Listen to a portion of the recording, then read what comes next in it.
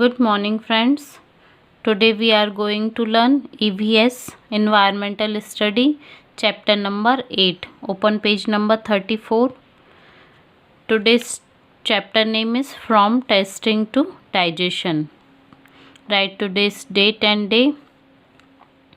चलिए आज हम पढ़ते हैं टेस्ट और डाइजेशन के बारे में. Testing food.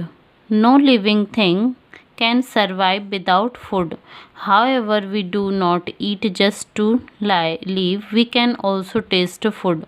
All of us like to eat tasty food, don't we?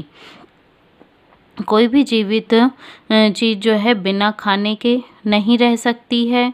हालांकि हम सभी सिर्फ जीवित रहने के लिए नहीं खाते हैं, हम स्वाद के लिए भी खाते हैं. सभी को टेस्टी चीज़ें खाना, स्वादिष्ट चीज़ें खाना पसंद है. Our tongue help us to taste food. The taste buds present on the tongue help us to identify different taste. Example: sweet, salty, sour, and bitter. The taste buds present at the front and center of the tongue taste sweet things. The taste buds at the front of the tongue also identify salty things. Those on the sides taste sour things. Those at the back of the tongue help to identify bitter things. हमारी टंग जो है जीभ हमें test लेने में मदद करती है. इसमें कुछ टेस्ट बर्ड्स होते हैं जो अलग अलग चीज़ों जैसे मीठा, खट्टा और नमकीन, कड़वा, इन सभी को टेस्ट को आइडेंटिफाई करने में मदद करती हैं. हमारे जीभ के सामने वाले और बीच के हिस्से में जो टेस्ट बर्ड्स होती हैं ये मीठी चीज़ों को पहचानती हैं और साथ ही ये सामने वाले जो बर्ड्स होती हैं ये नमकीन चीज़ों को भी आइडेंटिफाई करती हैं. द साइड टेस्ट, जो साइड में जो बर्ड्स होती हैं वो खट्टी चीज़ों को पहचान कराती हैं और जो पीछे साइड कुछ बर्ड्स होती हैं टंग में ये कड़वी चीज़ों को पहचान करने में हेल्प करती हैं. The digestive system. अब ये जो है हमारा डाइजेस्टिव सिस्टम है इसे हम समझते हैं. The process of breaking down of food into simple forms that the body can use is called digestion. जो खाना हम खाते हैं उसे छोटे छोटे टुकड़ों में सिंपल फॉर्म में तोड़ा जाता है ताकि हमारी बॉडी उसे आसानी से एब्जॉर्ब कर सके, यूज़ कर सके. तो ये जो प्रोसेस होती है इसे हम कहते हैं डाइजेशन, पाचन. The mouth, stomach, small intestine and large intestine together with the liver form our digestive system. अभी हमारा mouth, stomach, small intestine and large intestine के साथ लीवर, ये सभी मिलकर क्या बनाते हैं, एक डाइजेस्टिव सिस्टम बनाते हैं. The digestive system help us to digest the food that we eat. जो हम खाना खाते हैं वो डाइजेस्टिव सिस्टम के द्वारा पचाया जाता है. We take in food mouth, the teeth help to break down the food into simple form. हम अपने माउथ से खाने को अंदर लेते हैं और दांतों के द्वारा इसे छोटे छोटे रूप में तोड़ा जाता है. When we chew the food, it gets mixed with saliva. जब हम भोजन को चबाते हैं तो ये क्या होता है, हमारे माउथ्स में एक सलाइवा होता है, जूस, जो कि हमारे saliva juice fluid secreted by the mouth. ये हमारे माउथ में स्रावित होता है. It makes the food moist and easy to slow.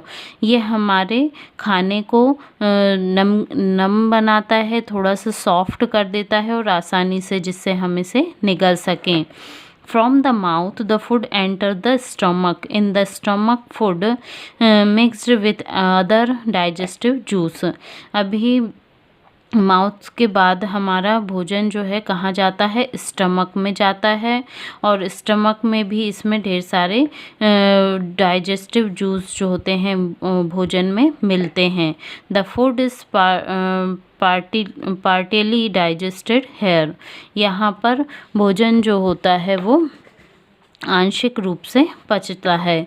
Then it enters the small intestine. Juice of the small intestine completely digest the food. अभी stomach के बाद भोजन जो हमारा है वो स्मॉल इंटेस्टाइन में जाता है और यहाँ पर भोजन पूरी तरह से पच जाता है। The completely digested food is absorbed by the blood. और जो पूरी तरह से पचा हुआ खाना है वो हमारे ब्लड के द्वारा एब्जॉर्ब कर लिया जाता है। The blood takes it all parts of the body. The undigested and unabsorbed food goes to the large intestine. It is passed out our body as feces. और ब्लड के द्वारा हमारे बॉडी के सभी पार्ट्स में इसे भोजन को भेजा जाता है। जो अनडाइजेस्टेड बिना पचा हुआ और बिना एब्जॉर्ब किया हुआ फूड है वो कहाँ जाता है, लार्ज इंटेस्टाइन में। और यह हमारे शरीर के द्वारा मल के रूप में बाहर निकाल दिया जाता है। नेक्स्ट है nutrients from food. The food we eat help us in many ways. It gives us energy, it helps us to grow, it helps us to protect us from disease. The food we eat contains different chemical substance called nutrients. The nutrients are useful substance that our body needs to do all the activities. They can be grouped at energy giving food, body building food and protective food. तो जो हम खाना खाते हैं वो हमारी कई प्रकार से हेल्प करता है। ये हमारे शरीर को ऊर्जा देता है, हमारे शरीर को ग्रो करता है, बढ़ाता है और कई प्रकार की बीमारियों से हमारे शरीर की रक्षा करता है। जो हम खाना खाते हैं उसमें कई प्रकार के केमिकल सब्सटेंस मीन्स पोषक पदार्थ होते हैं जिन्हें हम न्यूट्रिएंट्स कहते हैं। और ये पोषक पदार्थ जो हैं हमारे शरीर में कई प्रकार की एक्टिविटीज़ को करने में हेल्प करते हैं। जैसे और इन्हें हमने 3 ग्रुप्स में डिवाइड किया है। उसमें है एनर्जी गिविंग फूड और body building food and protective food. तो एनर्जी गिविंग फूड्स कौन से हैं देखते हैं। Carbohydrates and fats are energy giving food. Carbohydrate और फैट्स क्या हैं, ये ऊर्जा देने वाले भोजन हैं। Fat gives more energy than carbohydrates. Fats जो होता है बसा, ये हमें कार्बोहाइड्रेट से ज़्यादा एनर्जी देता है। Foods containing sugar and starch are rich in carbohydrates. Sugar और स्टार्च से भरपूर जो शुगर और स्टार्च के बने हुए जो फूड कंटेंट्स होते हैं, खाद्य पदार्थ होते हैं, उनमें बहुत अधिक मात्रा में कार्बोहाइड्रेट होता है। Some sources of carbohydrates are wheat, rice, potato, bananas and milk. कुछ कार्बोहाइड्रेट के स्रोत कौन से हैं, अनाज है, चावल है, आलू है, बनाना, मिल्क, ये सभी। घी, butter and vegetable oil are common source of fats. तो घी, बटर, वनस्पति तेल, ये सभी क्या हैं, फैट्स के कॉमन स्रोत हैं। अभी हम देखते हैं बॉडी बिल्डिंग फूड। तो protein are body building food. They help our body to grow. Some source of proteins are pulses, milk, fish, eggs and meat. Protein जो है हमारी बॉडी बिल्डिंग में हेल्प करता है और ये हमारे शरीर को बढ़ाने में हेल्प करता है। और इसके अच्छे स्रोत कौन कौन से हैं, पल्स, दालें हैं, दूध है, मछली, अंडा, मांस, ये इसके सोर्सेस ऑफ प्रोटीन हैं। ठीक है। अभी तीसरा है protective food. Vitamins and minerals are protective food. They protect our body against disease. Vitamins और मिनरल्स जो हैं ये प्रोटेक्टिव फूड कहलाते हैं। ये हमारे शरीर को कई प्रकार की बीमारियों से बचाते हैं। Eggs, green leafy vegetables, salt, meat and fish are common source of vitamins and minerals. Okay, about 15 vitamins and 21 minerals are needed by our body. हमारे शरीर को 15 विटामिन्स और 21 मिनरल्स की आवश्यकता होती है। Our body also needs fish and water. They are not nutrients. They do not give us energy. Fish keeps our digestive system in good working order. We get fish from fruits and vegetables. हमारे शरीर को इन सभी के अलावा कुछ रफीज़ और water की आवश्यकता होती है। रफीज़ मीन्स फाइबर्स होते हैं। ये कोई पोषक तत्व नहीं होते हैं और ना ही ये हमारे शरीर को ऊर्जा देते हैं, परंतु ये हमारे डाइजेस्टिव सिस्टम को अच्छा से वर्क करने में हेल्प करते हैं और ये हमें फ्रूट्स और वेजिटेबल्स से प्राप्त होते हैं। A balanced diet and its importance. To keep our body healthy, we should have balanced meals. हमें अपने शरीर को स्वस्थ रखने के लिए पर्याप्त मात्रा में भोजन लेना चाहिए। Balanced meals gives us all substance or that our body needs in proper proportion. जो बैलेंस मील होता है, एक पर्याप्त भोजन जो होता है, उसमें कई प्रकार के पोषक तत्व होते हैं जो हमारी बॉडी को अच्छी तरह से वर्क करने में मदद करते हैं और हमारे शरीर के लिए आवश्यक होते हैं। A diet that contains carbohydrate, fats, proteins, vitamins and minerals in the right proportion is called balanced diet. तो ऐसी डाइट जिसमें पर्याप्त मात्रा में carbohydrate, fats, protein, vitamins, minerals होते हैं उसे हम क्या कहते हैं? बैलेंस डाइट कहते हैं। The deficiency of nutrients in our body result in various deficiency disease. और इन के कमी के कारण, एक पोषक तत्वों की कमी के कारण हमारे शरीर में कई प्रकार की डिसीज हो सकती हैं।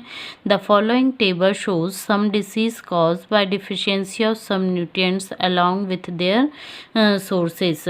यहाँ पर पीछे एक ये टेबल दिया गया है जिसमें हमें बताया गया है कि कौन सी डिसीज़ किस चीज़ की कमी के कारण होती है और हमें उसके लिए क्या क्या खाना चाहिए। ये आप लोग ध्यान से पढ़ेंगे, ठीक है। Different food habits. Food habits are changing because of variety of food items. People all over the world cook differently at traditional diets and balanced and suitable the community's lifestyle and the climate of place in which people live. अभी क्या हो रहा है कि खाने की वैरायटियों की विविधता आ गई है। कई प्रकार की चीज़ें हमें खाने के लिए मिल रही हैं, इसलिए इससे हमारी फूड हैबिट्स, जो खाने की आदतें हैं, वो बदलती जा रही हैं और पीपल जो हैं वो अलग अलग खाना बना सकते हैं, ओवर कुक डिफरेंटली, है ना। और सभी के कुछ पारंपरिक खाने होते हैं, खाने का लाइफ स्टाइल होता है, ठीक है। जहाँ जो लोग रहते हैं वहाँ की जलवायु के हिसाब से भी उन्हें अलग अलग चीज़ें खाने मिलती हैं। With the advancement in science and technology, new varieties of crops have been introduce. अभी साइंस और जो टेक्नोलॉजी है इसकी प्रगति के कारण हमें कई नई प्रकार की फसलों के हमें वैरायटीज़ मिली हैं, है ना। Modern means of transport and communication have help us to get food grow in different climates. और आधुनिक संचार के और परिवहन के साधनों के मदद से हम कई प्रकार के जलवायु में पैदा होने वाली फसलों को भी प्राप्त कर सकते हैं। Mangoes which are grow in India are exported to different European countries. और भारत में पैदा होने वाला आम कई यूरोपियन कंट्रीज़ में निर्यात किया जाता है। We can easily get vegetables and fruits grow in cooler climates. और हम ठंडे क्षेत्रों में ठंडी जलवायु वाले क्षेत्रों में पैदा होने वाले फ्रूट्स और वेजिटेबल्स को भी आसानी से प्राप्त कर सकते हैं। Now next is famine. Famine means होता है अकाल पड़ना। Famine is a condition when people living in an area do not eat enough food for a long time. Famine एक ऐसी परिस्थिति है, ऐसी कंडीशन है जहाँ पर ऐसे क्षेत्रों में रहने वाले लोगों को पर्याप्त भोजन कई लंबे समय तक नहीं मिलता है। इट कैन बी नेचुरल और मैन मेड। ये नेचुरल प्राकृतिक भी हो सकता है और मानव निर्मित भी हो सकता है। Sometimes there is no rainfall or a little rainfall for some years the crops do not grow in this areas. कई बार क्या होता है कि बारिश बिल्कुल भी नहीं होती या बहुत कम बारिश होने से वहाँ पर फसल ऐसे क्षेत्रों में फसल नहीं उग पाती हैं। This leads to natural famine. और इस प्रकार के अकाल को हम क्या कहेंगे? प्राकृतिक अकाल। Sometimes animals like rats destroy food grains इन अ स्टोर। कई बार क्या होता है कि ऐसे जानवर जैसे चूहा है, ये अनाज के जहाँ पर स्टोर किया जाता है वहाँ पर जाकर उस पूरे अनाज को खराब कर देता है, ख़त्म कर देता है। This can also result it natural famine. और इसका परिणाम भी एक प्राकृतिक अकाल होता है। During such time some people hoard food grains they do not sell them in the market. They sell this food grains at a very high price at get a big profit. As a result there is storage of food grains in the market. Poor people can not buy food at high rates that leads to a man made famine. कई बार क्या होता है कि कुछ लोग market के जो अनाज वगैरह होता है इन्हें स्टोर करके रख लेते हैं, उसे मार्केट में नहीं बेचते हैं और कुछ समय बाद उसे बहुत अधिक प्राइस पर बेचते हैं। इसका परिणाम क्या होता है कि जो मार्केट होता है उसमें स्टोरेज कम सामान की शॉर्टेज हो जाती है, कमी हो जाती है और पीपल जो गरीब लोग होते हैं वो इन्हें अधिक कीमत पर नहीं खरीद पाते हैं। तो इस प्रकार का जो अकाल होता है ये मानव निर्मित होता है। ठीक है, तो आप सभी को ये चैप्टर अच्छे से समझ आया। ठीक है, अब इसमें जो आपको ऊपर ये टेबल दिया गया है इसके कौन सी डिसीज़ किस विटामिन्स की कमी से होती है और इसके लिए हमें क्या क्या चीज़ें खाना चाहिए ये यहाँ पर टेबल में बताया है। आप इसे अच्छे से ध्यान से पढ़ेंगे और इसे अपने बैलेंस डाइट में शामिल करेंगे। Okay, thank you.